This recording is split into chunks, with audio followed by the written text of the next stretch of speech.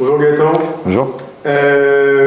As-tu digéré ta suspension d'un match? Est-ce que ça n'a pas été trop dur à supporter? Heureusement, c'était qu'un match par rapport aux actions du match, forcément. Je ne m'attendais pas à plus, donc oui, je l'ai digéré. En plus, il y a eu un bon résultat malgré tout à Aubagne, donc voilà, j'étais forcément stressé devant la télé, mais non, ouais, j'ai digéré et puis voilà, il n'y a plus qu'à réattaquer. Alors de retour, avec maintenant un symbole, tu as atteint le cap des 500 matchs en pro lors du match face à Concarneau. Donc match un peu bizarre avec un but et un rouge, mais globalement 500 matchs en pro, ça représente quoi pour toi?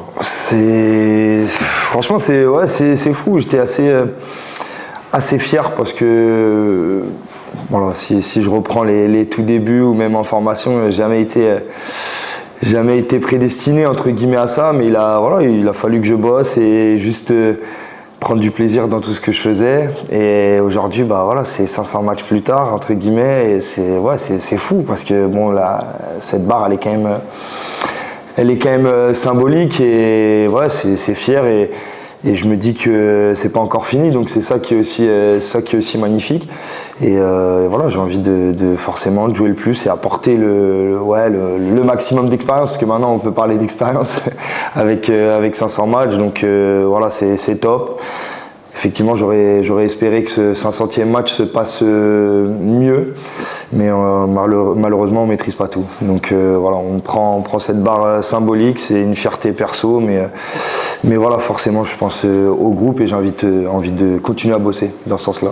Qu'est-ce qui vous manque pour être plus régulier? Parce que c'est un peu ce qui vous manque, la régularité. Ouais, exactement. Non, c'est de la régularité, c'est surtout dans les... Ce qui nous manque, je pense, c'est de la régularité dans le match. On va avoir souvent des moments de match où on est très bien. La preuve contre Concarneau, je trouve que voilà, on commence très bien, on fait ce qu'on a envie de faire, et on redescend peut-être en intensité inconsciemment. Et je pense que c'est ça qui nous fait défaut beaucoup, avec peut-être manque de concentration peut-être parfois, mais en tout cas oui, c'est ça, c'est garder cette exigence, en tout cas quand on maîtrise une partie du match, essayer de le faire sur 90-95 minutes.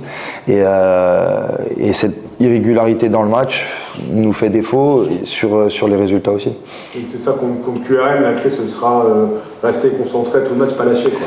Exactement, c'est ce qu'on voit, hein. De toute façon, les matchs où on a été plutôt justement régulier sur